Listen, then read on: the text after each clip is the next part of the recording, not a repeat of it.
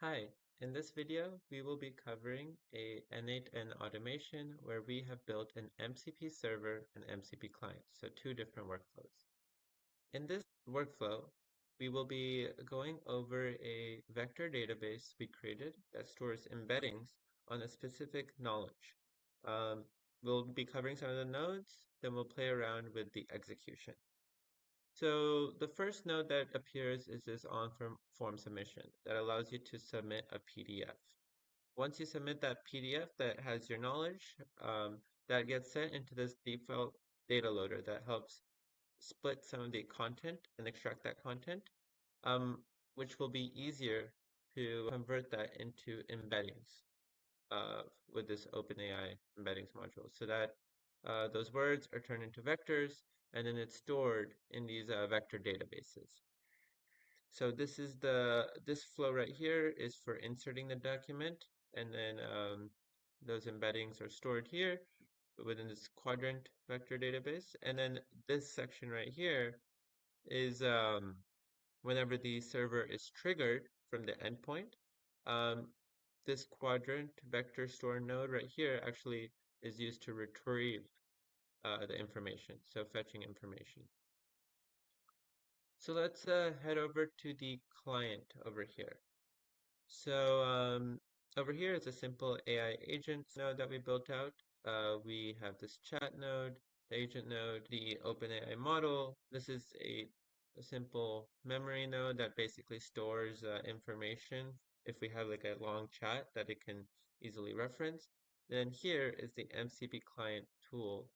So if you can check this out, the endpoint right over here is the same as the endpoint that's used here in this production URL. So that's how these two connect. So let's go through this. So let's run it. So it gave me this pop-up. So where I can submit my PDF file. Let's go ahead and choose a file here. So I'm going to go and choose this file over here, which has information on aloe vera, specifically a form of aloe vera that is used for wound healing. So let's submit this. Awesome. Form submitted, your response has been recorded. So we can see that the PDF was accepted, inserted into this data loader, converted into embeddings, and then stored in this vector database.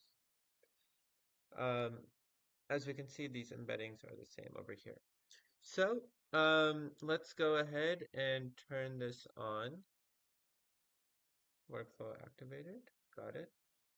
And then if we ask it, um, so let's go to our chat and ask some questions like, hey, what do you know about?